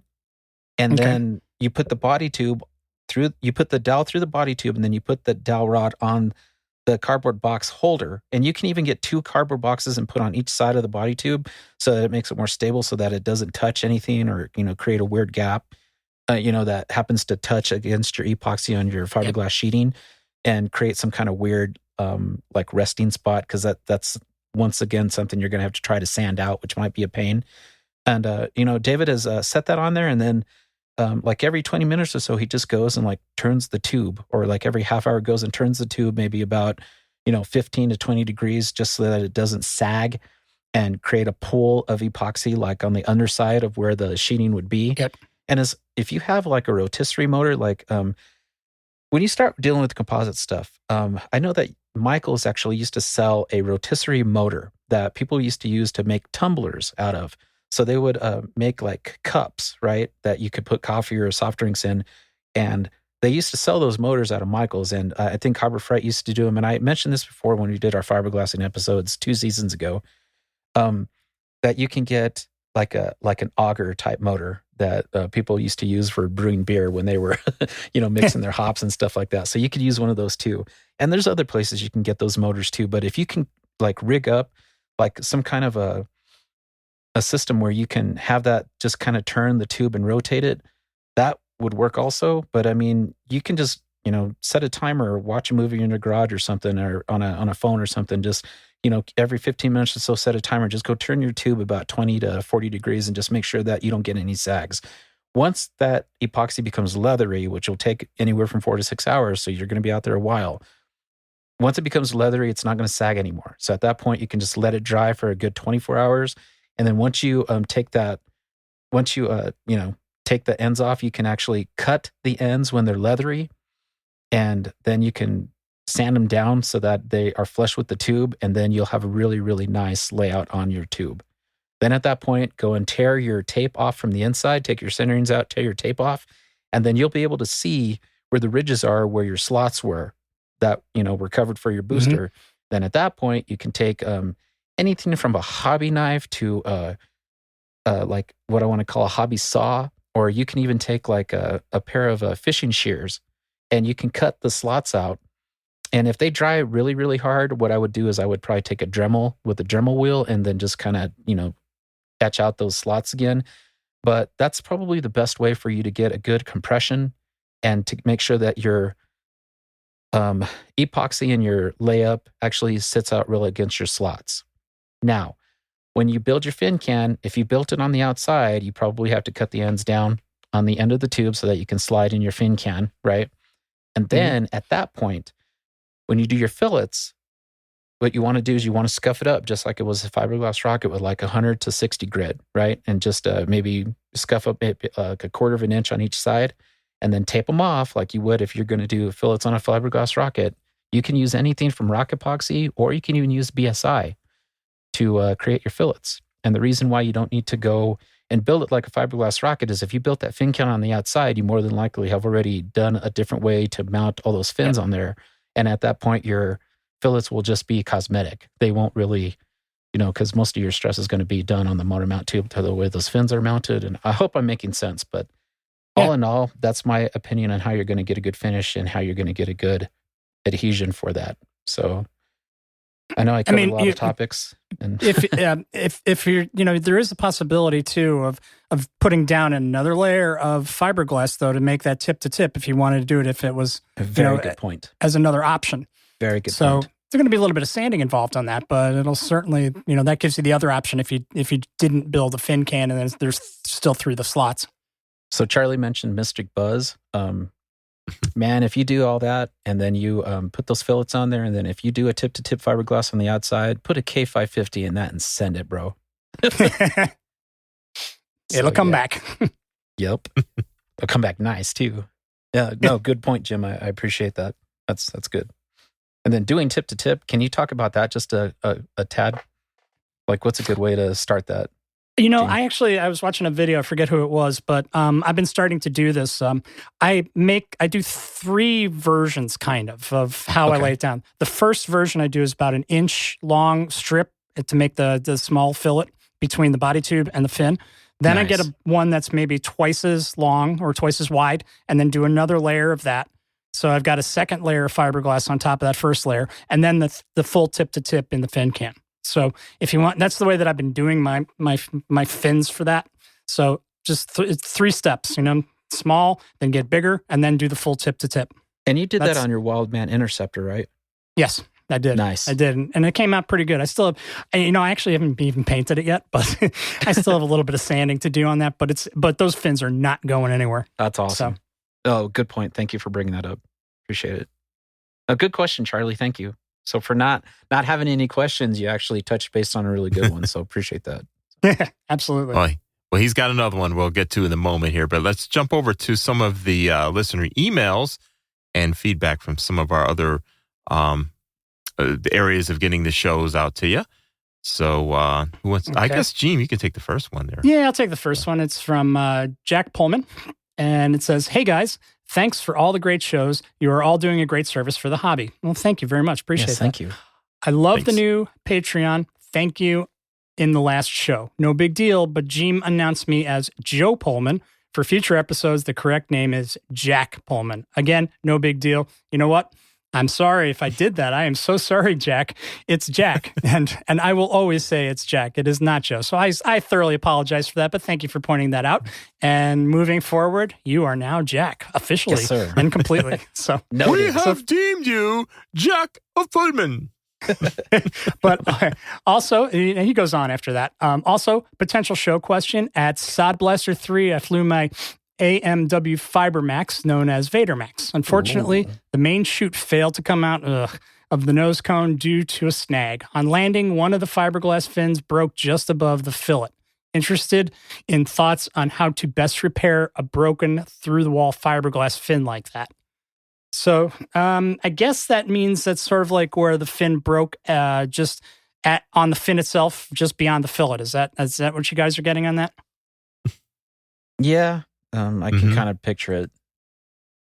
No, I would say, the way I would do is I'd probably lay down more fiberglass on that, get it lined up as easily as possible. Maybe tack it down with CA temporarily and then just glass both sides of it. That's what I would do. And what do you got, Jesse, or anybody? Honestly, if you have enough room between where that fillet is and where it cracked, let's say that it cracked maybe just like 1/8 of an inch to 1/4 of an inch past the fillet. What I would do is I would try to put that rocket fin with the rocket kind of chilling on the outside in between a couple of boards with some C-clamps after you put the CA on there. Maybe put a couple of sheets of wax paper or something that won't stick to the CA, and then use that to kind of compress them together so that it makes it straight again. Yeah. That's what I would do. And then at that point, do a tip to tip across both of those. Just sand it down as best as you can to the body tube and the fin, past the primer if you can. And then just do a small tip to tip what Jim was just explaining. That's what I would probably try. Now, if it's broken at the root and you're broken at the fillet, Dremel it out as best as you can. So I don't know. I don't know any other method outside of, making the slot wider and trying to wiggle that thing out somehow. But I've done it once on a cardboard and a wood fin, and I was pretty successful. It was my SA-14 Archer, by the way. And I was able to get that fin completely out. And then I took my, I use a hand sander, a palm sander for almost everything like that. I put some 6 grit on that monster, and I just kind of went at it, sanded it till it was another 1/8 inch again instead of big old globs of epoxy and wood that was broken. And the nice thing about composites and epoxy is that it can, that's those epoxy tables that you see, those river tables and all that stuff, it's made to actually become a solid. So that's what's nice about the composite stuff. You can just, recreate the walls of your body tube and recreate the, pieces of chunks of wood or fiberglass that are missing from those. And, if you're, willing to mess with it, you can probably repair that pretty cool. So do me a favor though. Send us pictures of that, Jack, because I kind of want to see what you're talking about. Because that would give us better information. And we can talk about that on a Patreon episode, or we can even just reply with some pictures of some stuff that I've done before. I don't know. There's several things we can do to give better advice. Mm-hmm. But I kind of want to see it. I would say we just answer it here, because I'm sure there's going to be listeners who are wondering the same thing. Yeah. So, cool. Awesome. Thank you for the question, Jack. Seriously. And can we call him Jack Pullman on the Patreon thing now? Because he was Jay Pullman for the longest time. Yes, I already changed it. Cool. Thank you, Jack.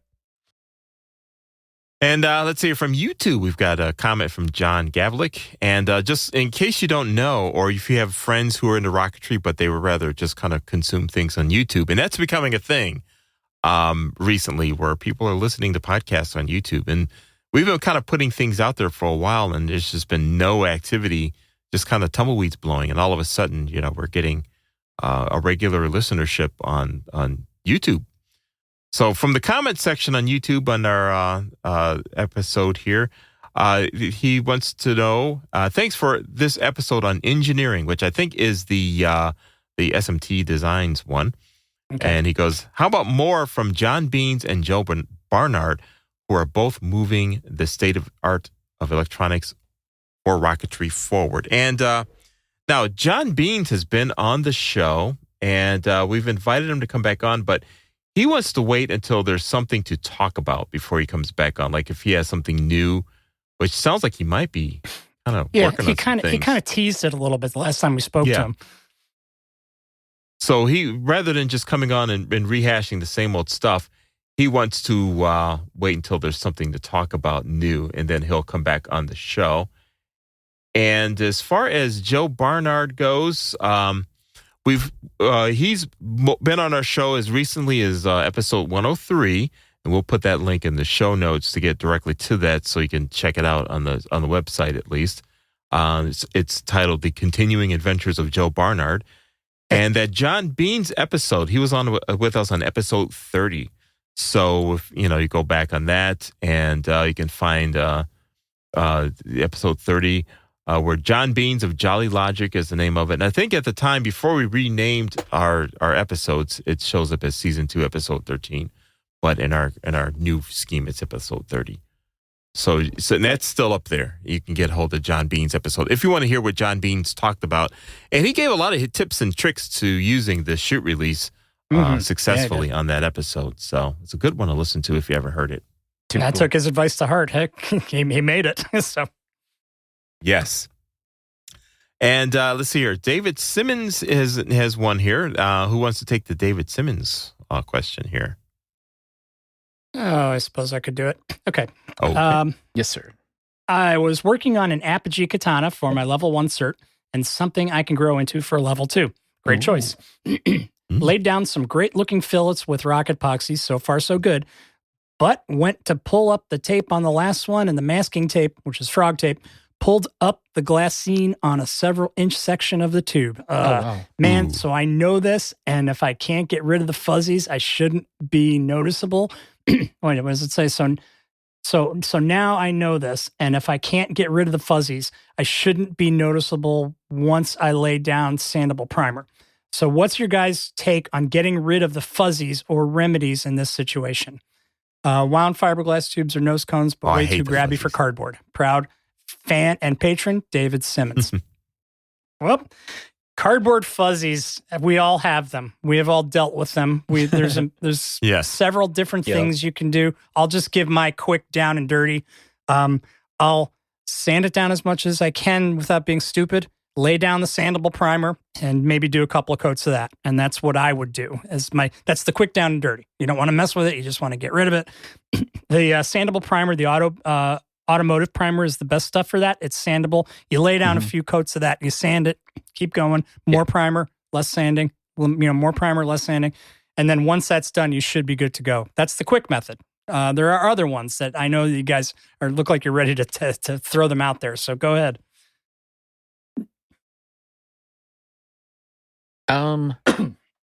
Well, so the first thing to do is when you got the tape fuzzies, like when that's completely pulled off, the glassine underneath, you want to sand that down, I think, first with some 400 grit and then put down the sandable primer. Because the sandable primer is going to have its own fuzzy, and you don't want that on top of the cardboard fuzzy.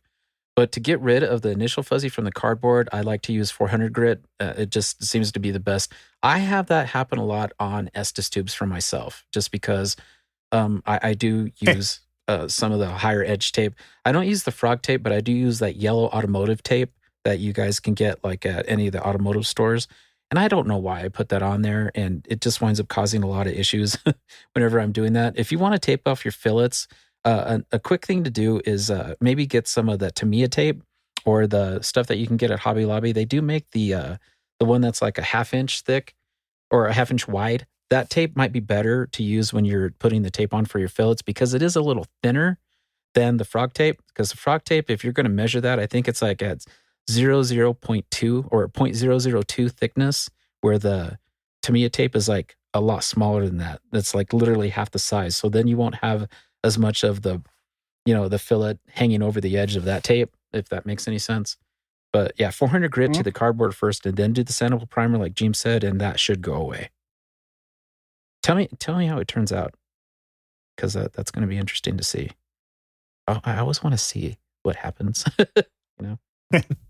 But Got it. thanks, Dave. Appreciate the question. That's a good one, actually.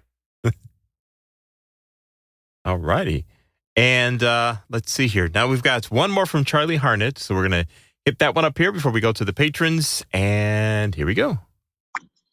Hey guys, Charlie here. I just got done listening to the latest patron episode, and it was another great episode. Lots of useful information in there. I'm definitely going to have to keep that one in the library of useful information. But I just have a quick question. I'm in the process of building a lock Phoenix, and it came with the removable nose cone weight system, and I was wondering if any of you guys could go into detail on how that works, since that's new to me. I've never added any weight to my nose cones on any of the rockets I've flown so far, so that's a new process for me. So I was wondering if you guys could go into the detail on that, and I also, with that removable nose cone weight system, is it possible to be able to add a tracker bay in there too at some point if I needed Nice. to, and that would take place of the nose cone weight? What are your thoughts on this? All right, guys, that's it. I hope you guys had a good Thanksgiving, and I'll talk to y'all later. Bye. All right. That's a good one. All right, that is a one. great question, and I can tell you right now, I have built 2 of them, and Nice. they are both specifically designed to handle GPS tracker devices. So I bought them and built them as trackers. So that being said, and I didn't really modify it all really, but let me talk a little bit about it.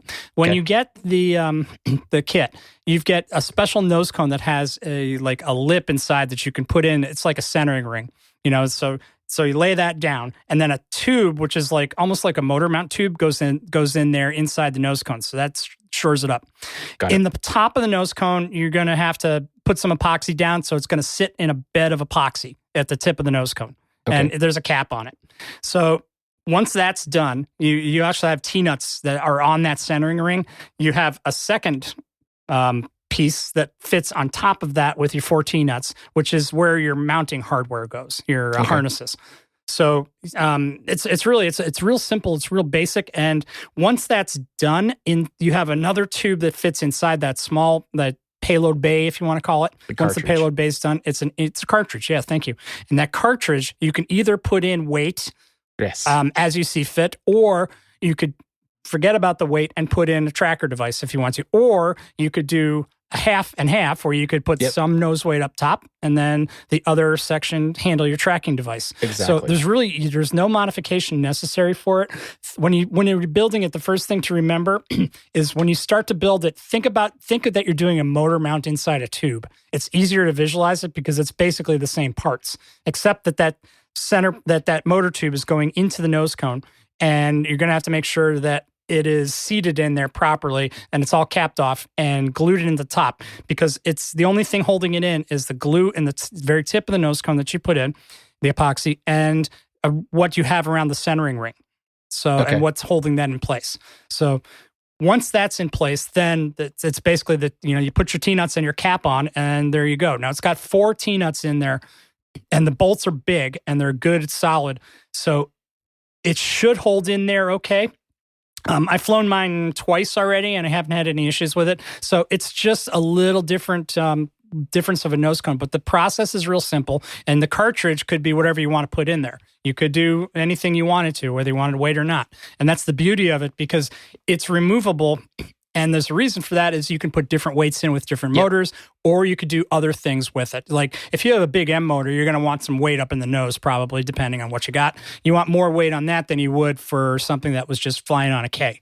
So once you're balanced out, anything goes. Now, I haven't had the need to have nose weight in these because I dual deploy, and I usually am center heavy and a little overstable, like CG was saying. But I could easily slap in a small cartridge up in the top of the nose cone and then put my GPA behind that.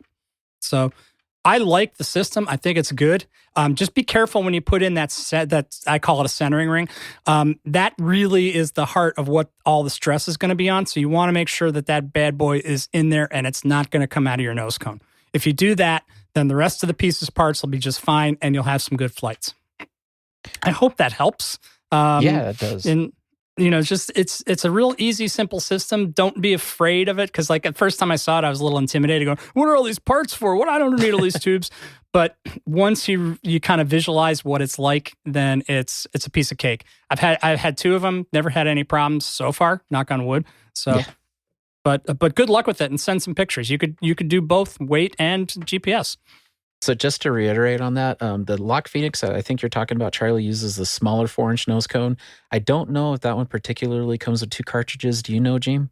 Yes. You get 2 sections, yeah. Nice. Yeah. Okay, so then one of them is longer than the other, right? Yes. Okay, so then you have to decide which one you want to use weight for. Most of the time, BBs is good for the weight, and then you do have bulkheads to create those cartridges.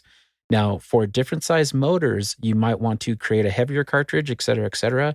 At that point, you can email Lock, and they can send you can purchase some more cartridges to add to that, in case you want to do different weights and stuff like that. BBs is a good way to do the weight. I know that I've seen Jason actually put old hardware, like nuts and bolts and screws and like old rusty stuff that he had from his done that. junk can. And that it worked out really well. It added like another 1.5 pounds, and he made the rocket that he was working on really stable. So it's really cool how you can, use pretty much anything. I've had some people that have done the 5.5-inch Phoenix, and they put like rocks in there and like some pieces of brick mixed in there with some epoxy. So the cartridge, because you use it's a cardboard cartridge. The epoxy sticks to that really well. And then just like Gene was saying, the lip that is created that the main part holds onto on the inside of the nose cone, once you put that in place and set it in place, it's not really going to go anywhere. It's not like it's going to pop out when the nose cone comes off or whatever. But one other thing I wanted to stress about the nose weight on those cartridges is make sure that you ground test that rocket, even if you do a motor ejection, because you may need more BP. And a lot of people, they're like, well, this already came with 1 point, whatever grams of black powder, and they roll with that, but you might need 2.2. If it's a heavy nose cone, you got to push it. Exactly. So be aware of that, guys. And otherwise, just send pictures. I always want to see the results of these questions, I think. That's a good one, Gene. Thank you. That'd be cool to do. So, yeah.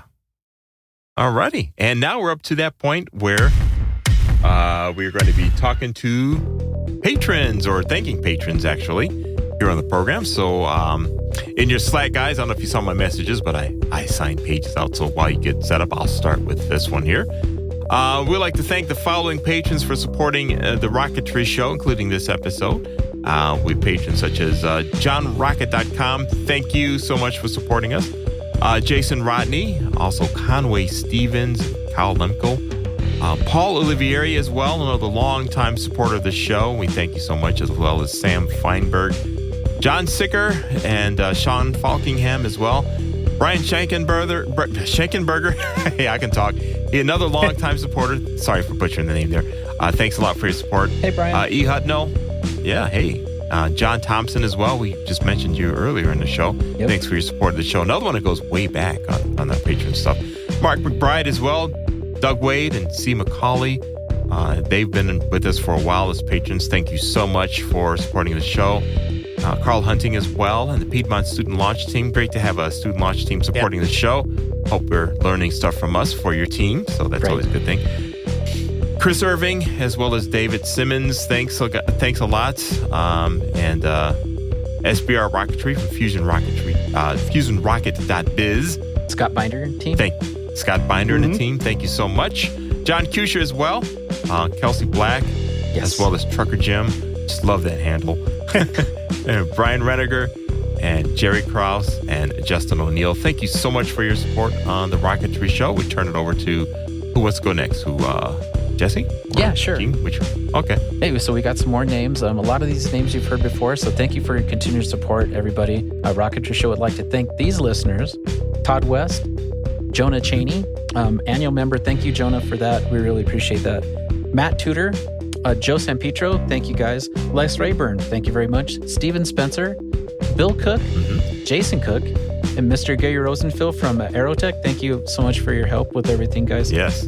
Greg Ziegler, Master Toby Vanderbeek. I like to call him Master. Then we have Ken Blade, Eric Hamilton. Eric, thank you so much for everything that you do for the rocketry community. Eric's pretty good at putting those egg timer things together for people. John Beans, thank you so much, John. Scott Holla, thank you so much. And contributions too. Oh yeah, thank you guys. Guy Wadsworth, we've heard these names on here for forever, and your continued support is so amazing. Thank you so much. Phil P, he's our guy from across the pond. Thank you, Phil. Send us some more stuff, Phil. We miss hearing stuff from you. So, yes. Tom Rum, Stephen Ray, and Amanda Ho. Amanda, thank you so much for your support. I mean, since I've been on the show, I've always heard your name, so thank you for your continued support. Steve Sainer, Mark. Mark, what's your last initial? We need Mark's last initial. Railbuttons.com, thank you guys for your continued support. Really good stuff, by the way. And then Philip Kelly, that's a fairly new name for me, so thank you, Philip, for your continued support. All righty. That's awesome. And I'd like to start off by saying welcome Brett Nowaki, a new patron. Yay! Yes, thank you. Yay! So thank you for your support. We're glad you're here and very much appreciative of it. So Timothy Mock, Jeff Curtis, Phil Bridges, Roy Tyson, Norman Perkle, Rob Hoege, R. Smith, Gary Dow, thanks Gary, Jack Holman. Did I get that right this time? I think I did. Don Johnson, thank you very much. Pierre Marloux, Jeff Curtis. Jeff, been around a long time. Thank you. Philip Calvin, Jay Bryan, Casey Anderson, my buddy Casey. You rock, man.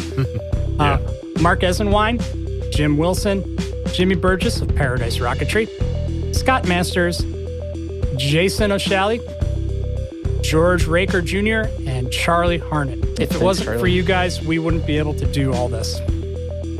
Yes, so we thank you so much for your support of The Rocketry Show. If you want to become a patron of The Rocketry Show and support us as well, you just head on over to support.TheRocketryShow.com. Once again, it's support.TheRocketryShow.com. And that's how you can get in there and support the show. And we thank you so much for that. Yeah, appreciate it, guys. Another show is in the can. We've got some great stuff coming up for you for 2022.